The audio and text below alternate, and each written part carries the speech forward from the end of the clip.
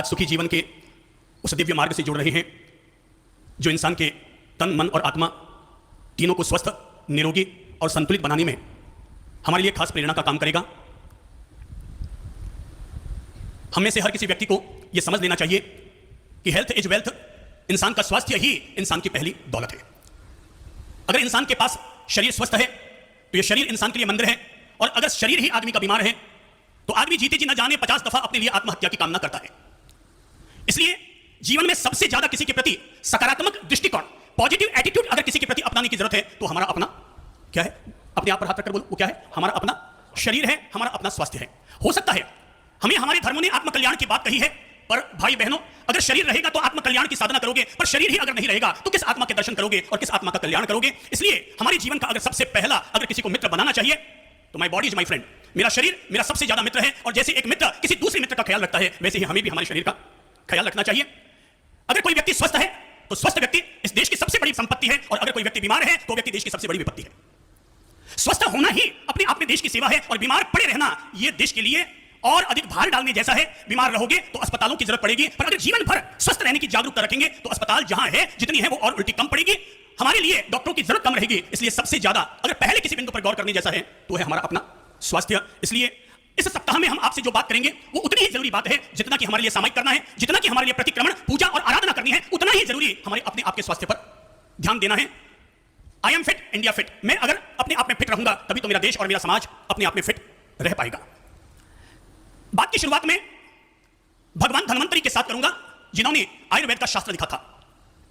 भगवान धन्वंतरी के मन में आया कि मैंने आयुर्वेद पर इतनी सारी खोजें की, इतनी सारी रिसर्च की, और दुनिया को ढेर सारी मैंने दवाएं और औषधियां भी लोगों को दे दी हैं, पर लोगों ने मेरे आयुर्वेद का सार क्या समझा है, यह सोचते हुए वो ऊपर से धरती पर आए। सोचा कि सबसे पहले मैं वैद्य राजों से, हकीमों से, चिकित्सकों से ही मिलता हूं, और चिकित्सकों की वहां पर एक बड़ी संगोष्ठी चल रही थी। वे वहां पहुंचे, चरक ऋषि, बाणभट्ट ऋषि, च्यवन ऋषि, अलग अलग तरह के ऋषि जिन्होंने आयुर्वेद पर अब तक बहुत बड़ा काम किया है, हेल्थ पर बहुत बड़ा काम किया है, वे सभी उसी संगोष्ठी में शामिल थे।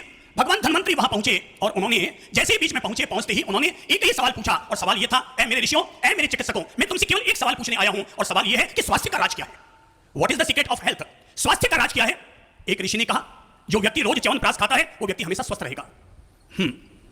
धन्वंतरी उनके जवाब को सुनकर मुस्कुराए, पर मन में अंदर से संतुष्ट न हो पाए। उनको लगा कि इसका मतलब यह हुआ कि अगर कोई व्यक्ति च्यवनप्राश नहीं खाएगा तो क्या वो व्यक्ति स्वस्थ नहीं रहेगा?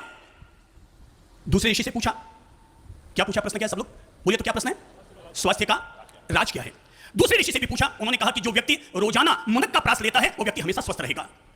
समझा, सुना, पर धन्वंतरी जी को लगा कि इन लोगों ने तो ऐसे लगता है कि जैसे सब लोगों ने दुकानें खोल ली हैं कि हमारी ये चीज खाओगे तो तुम स्वस्थ रहोगे, और अगर ये चीज नहीं खाएगी तो तुम बीमार रहोगे। धन्वंतरी वहां से संतुष्ट ना हुए, तीसरे के पास गए, चौथे के पास गए। किसी ने कहा रोजाना गुगलू खाओ, किसी ने कहा कि रोज अवलेह लो, किसी ने कहा कि रोज गवार पाठे का जूस पियो, किसी ने कहा नीम का रस रोजाना लो। अलग अलग तरह के जवाब मिलते चले गए, पर वे किसी से भी संतुष्ट न हो पाए। आखिर शांति से एकांत में बैठे थे महर्षि चरक, उनके पास गए, उनसे भी यही सवाल पूछा। महर्षि चरक अपने स्थान पर खड़े हुए पहचान गए कि मेरे सामने कौन खड़े हैं, और विनम्रतापूर्वक केवल इतना ही कहा, प्रभु, मेरी समझ से स्वास्थ्य का अगर कोई राज है तो मैं केवल 3 शब्दों में वो सारा राज कहूंगा। और तब चरक ऋषि ने सारी मानवता को समझने के लिए कि स्वास्थ्य का राज क्या होता है वो अपनी ओर से कहा, और तब कहा था, हित भुक, रित भुक, मित भुक, यही स्वास्थ्य का राज है। पहले सब लोग बोलो, हित भुक, सब बोलो, दोबारा बोलो, हित भुक। नंबर दूसरी लाइन, रित भुक, मित भुक, अर्थात हित भुक यानी हितकारी भोजन करने वाला। नंबर 2, ऋतु भुक, ऋतु के अनुसार भोजन करने वाला, और मित भुक, संयमित और सीमित मात्रा में भोजन करने वाला व्यक्ति हमेशा स्वस्थ रहता है। ऋषि चरक ने जब यह बात कही तो धन्वंतरी ने पास गए और जाकर के पीठ थपथपाते हुए कहा, साधुवाद, साधुवाद, साधुवाद, तुमने हर किसी इंसान के स्वस्थ रहने का मूल राज बता दिया, और सच तो यह है, जिस व्यक्ति ने इस एक लाइन को जी लिया उसने संपूर्ण आयुर्वेद का सार अपने जीवन के साथ जोड़ लिया। हित भुक अर्थात हितकारी भोजन करो, वो भोजन जो हमारे शरीर का साथ दे, वो भोजन जो हमारे शरीर को लगे, वो भोजन जिसको लेने के बाद हमारे शरीर को पोषण मिले। वो भोजन हितकारी भोजन नहीं होता जिस भोजन को करने के बाद आदमी का फैट बढ़े। वो भोजन कभी हितकारी नहीं होता जिस खाने को खाने से आदमी का हार्ट वीक हो जाए, आदमी के माइंड में टेंशन आ जाए और शरीर हमेशा दुबला पतला बना रहे। वो भोजन कभी भी आदमी के लिए हितकारी भोजन नहीं होता। हितकारी भोजन वही होता है जो हमारे शरीर को लगे।